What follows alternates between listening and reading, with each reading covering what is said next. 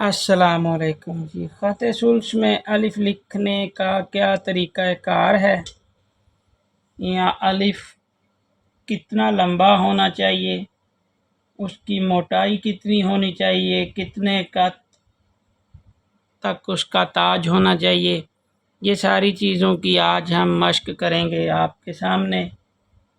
ख़त सुल्स का सबसे पहला जो लफ्ज़ है हर्फ अलिफ, ख़त सुल्स हरूफ तर्जी का पहला हर्फ जो है अलिफ, उसकी हम आज मश्क करेंगे। तो मश्क करने के लिए हम अलिफ का मीज़ान बना लेते हैं। पिछले वीडियो में आपने ये कुर्सी बनाना सीख लिया था, तो ये ऑलरेडी 7 कत लगे हुए हैं। फिर भी आपको समझाने की खातिर मैं एक बार दोबारा से इसका मीज़ान बना देता हूँ, 7 कत लगा के आपको दिखा देता हूँ कि अलिफ लिखने के लिए आपने किस तरह से 7 कत लगाने हैं।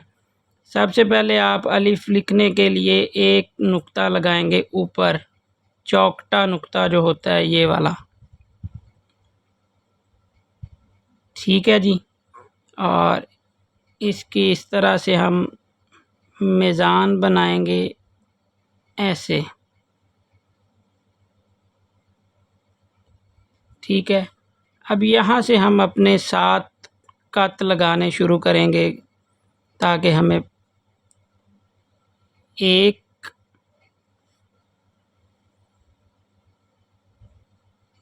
2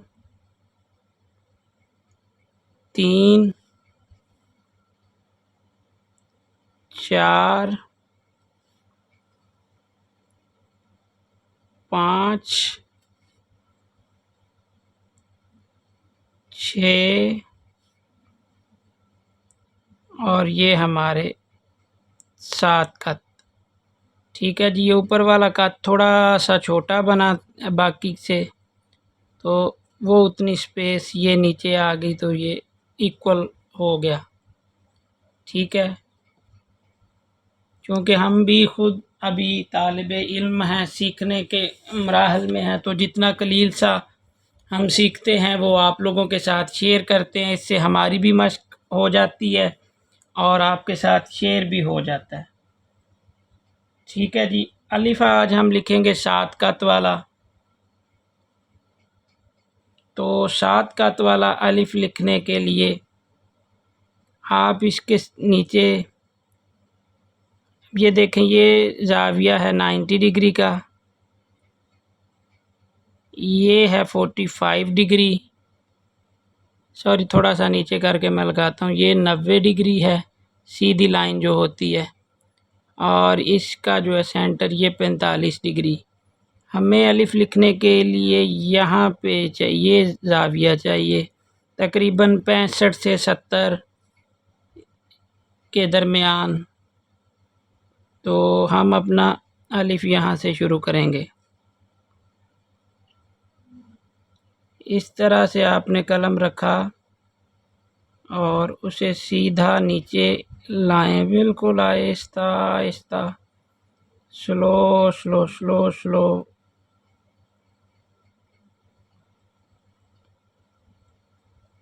ठीक है। अब अगला जो स्ट्रोक है आपका अलिफ का, वो आपने कलम इसी एंगल में रखना है, और अब थोड़ा सा राइट की तरफ और नीचे अपने इस तरफ, जिस तरफ ये कत लगे हुए हैं इस साइड पे और नीचे की तरफ लेके आना है। अलिफ को रखेंगे आप उसी एंगल में कलम जिस एंगल में आपने उठाया है,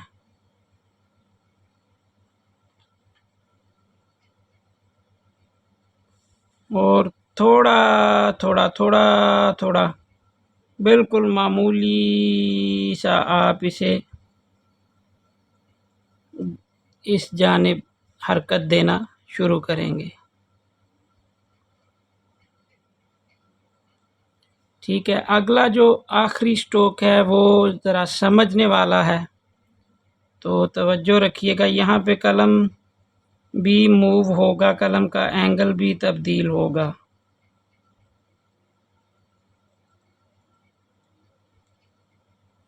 ठीक है जी। ये آپ کا قلم کا اینگل موو کیا، ہم نے ہاتھ نہیں موو کیا، صرف آپ نے اس اینگل میں آپ آ رہے تھے تو آپ نے یہ قلم موو کیا اوپر سے وہیں اور نیچے سے ایسے، یہ چیز ٹھیک ہے، یہ نوک بنتی ہے یہاں پہ۔ اس کے بعد اب آتے ہیں اس کا حلیہ یا ہلیہ جسے کہتے ہیں، یا زلف کہہ لیں یا تاج، زیادہ تر تاج ہی کہا جاتا ہے اسے، یا کچھ احباب اسے زلف بھی کہتے ہیں الف کی، اور کچھ اسے ہلیہ بھی کہتے ہیں، ہم اسے تاج کہہ لیں گے۔ تو یہ تاج ہم الف سے تھوڑا سا اوپر سے شروع کریں گے، ہلکا سا معمولی سا، اور اس طرح سے پورا قط لگائیں گے یہاں تک۔ اب یہ جو نوک ہے یہ الف کے اندر ہی رہ گئی، دوبارہ سے دیکھ لیجئے، یہ ہم نے صرف یہ چیز بنائی ہے یہ، اور یہ جو نوک ہے یہ الف کے اندر ہے، ٹھیک ہے۔ اب یہ ہونا چاہیے یہاں تک 1.5 قط جتنا، تو یہ ہم نوک کے ساتھ ڈرا کریں گے، ٹھیک ہے جی۔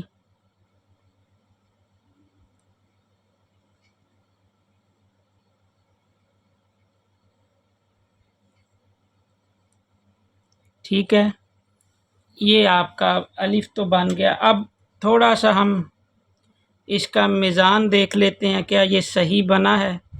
یہاں سے اگر ہم ایک سیدھی لائن لگائیں اس کے سر سے اس کے پاؤں تک،